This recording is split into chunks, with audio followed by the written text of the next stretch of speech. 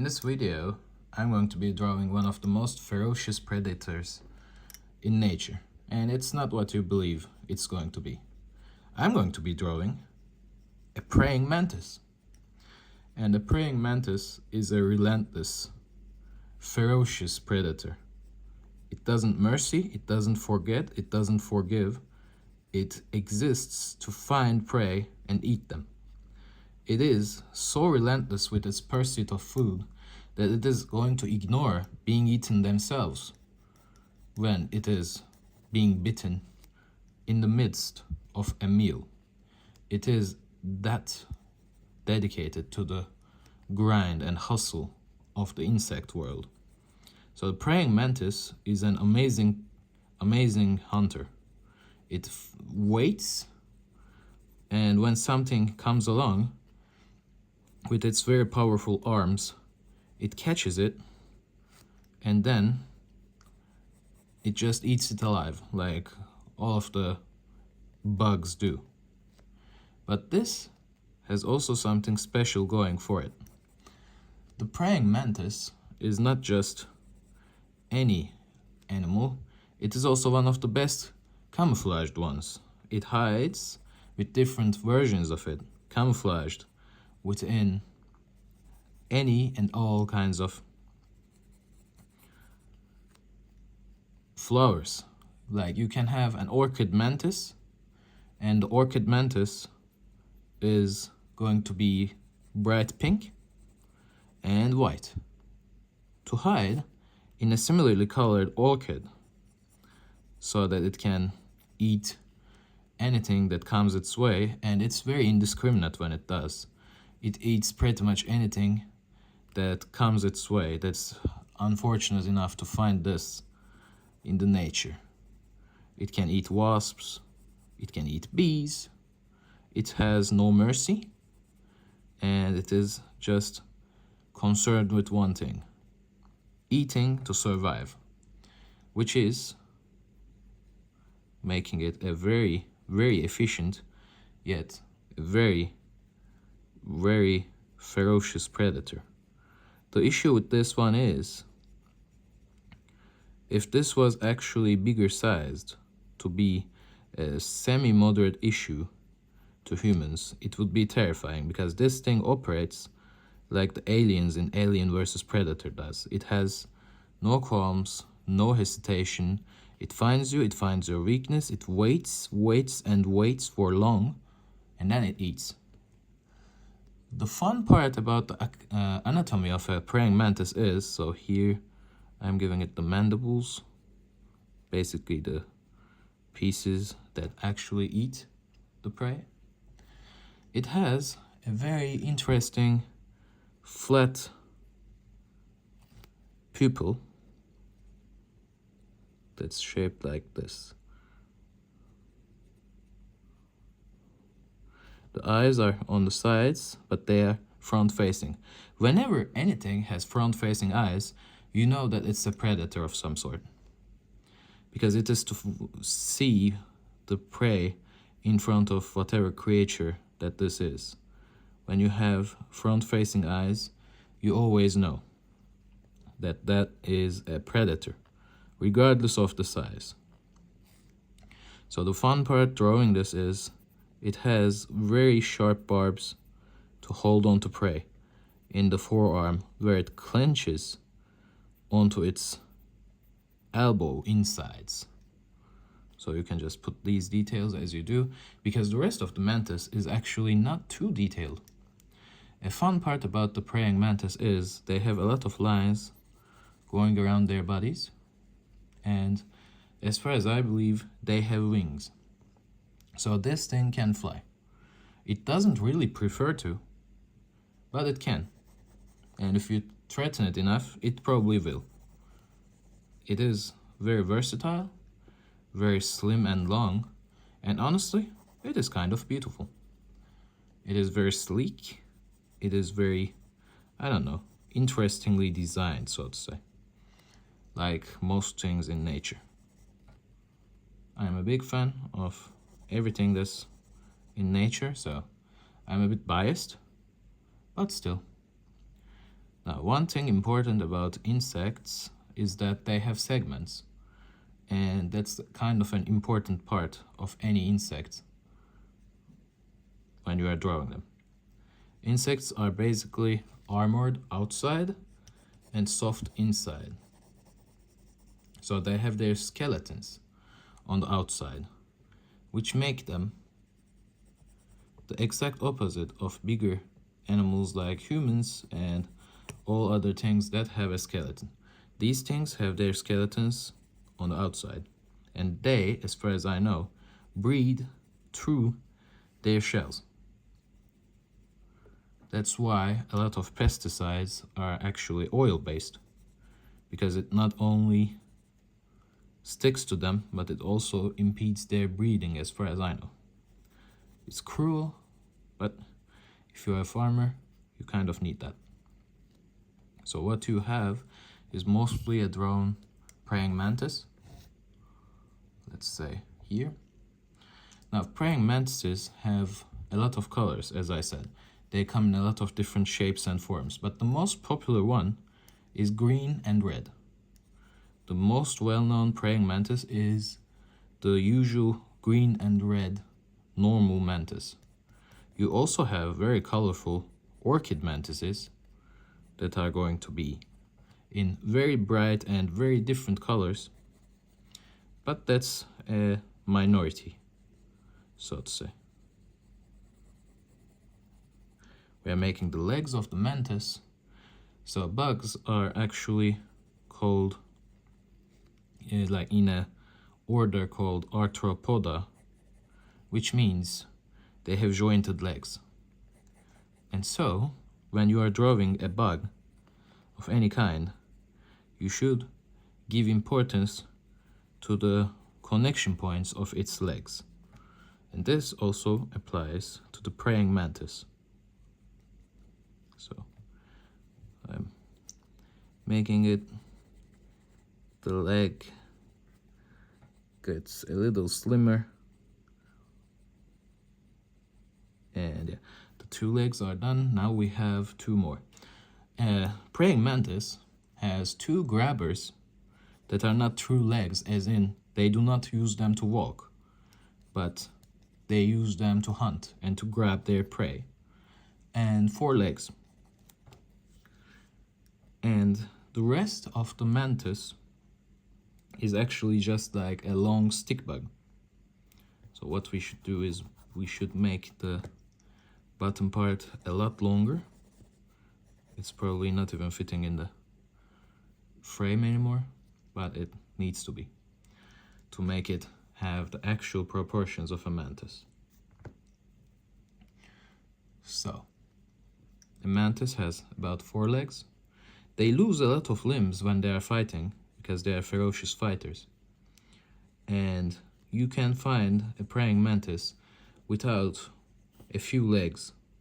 Like it can lack a grabber and two legs, one front, one back, and it would still be chugging along pretty fine, just doing its thing, because it is such a hardy animal.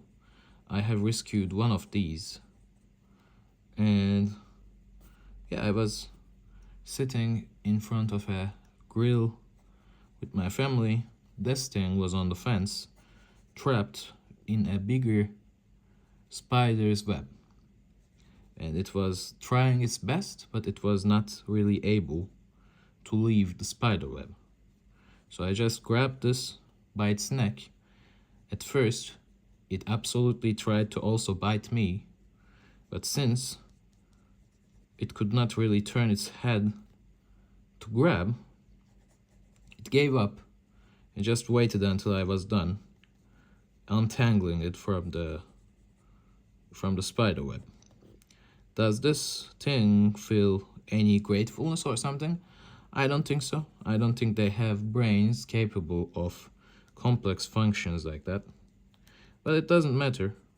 It was in need of help, and I was a little kid. So I was like, well, there's this cool long bug that's trying its best to not be eaten. And I did take it out of the web, and I was pretty happy. So here we are going to give it the tip of the other wing. And now we are going to be erasing a little bit like this, so that it's going to be for the second part of this leg. And then we reconnect, and then we curve the leg so that it has feet.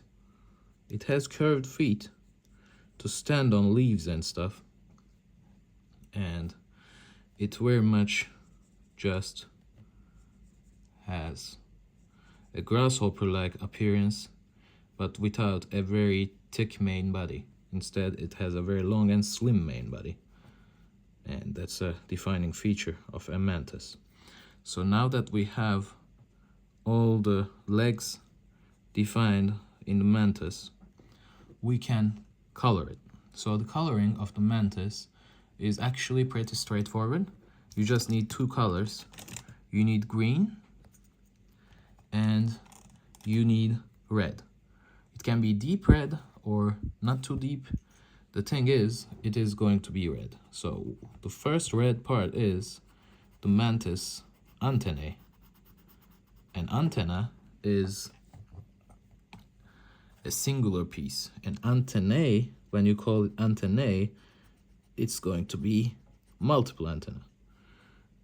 This animal, praying mantis, has two, like ants. Their head also resembles that of an ant when you're up close. But this animal is not really hairy. It has a very armored appearance to it. So the easier part is, when you are done doing that, the only pieces you need to be putting red for is this line. The rest is going to be green.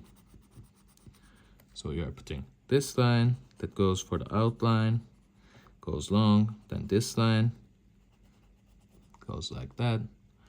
Then maybe you can put a few streaks of red around its back. And now the feet are red. You can make a joke that the praying mantis is wearing Louboutins, the red bottom shoes that are luxury, and it would be accurate because they have red feet. I believe most mantises have darker colored feet, and for this color scheme, colorway, the extremities of the appendages are red. So here it is also red. Here it's a more faint red in the forearms, and then at the connection point it will turn green. So now you are still not done, because the legs have the middle pieces that are also mostly red. There are green parts, but they are mostly red. A more faint red, not a very strong red, but they're red. And speaking of red, they have this body sideline that's also red and going like this. And this line, that's a faint red going like that. Now that we are going to the middle part, we are giving it a faint coloring in red, like this, and now we just straight up get to the green part. Before that, we give it a small red hue at the tip of its wings and at the bottom of its body. Now that we have that done, we can go back and add the greens, which is the main color. You should color it lightly, because a praying mantis doesn't have too dark a color. It is usually very light. So just going like this. Now this is more of a military green, but praying mantises are more grass green. So I'm going to be covering this in a second pass with some yellow to convey the actual color scheme, the colorway. But that yellow will also mix with the red. That yellow is going to mix with everything. And so we just need to give it a faint green hue, and that's going to be enough. The big parts are becoming green before they turn into a more faint color. So here we are coloring, still giving attention to the structure of each scale, each armor plate. This is one of the most fascinating feats of engineering, I would say, in the smaller scale world. Because this thing is just a tank. It is very thickly armored. Apart from beetles, which are clunky, this thing is very agile. It's very fast. It can sway from side to side. It can wait around, and when it catches, it springs forward. That's why you have these long coiled legs to spring forward. And this just clamps down like the catchers, like the grabbers of a crab. So now we are giving it the actual mantis color. See, the color is changing instantly to a more familiar color that we all know when we say praying mantis. It's not military green, the color. It is more a grass green-ish color. The easy part is the coloring. The harder part is drawing this animal itself, because it is very unusually shaped, even for insects. It is just unusual.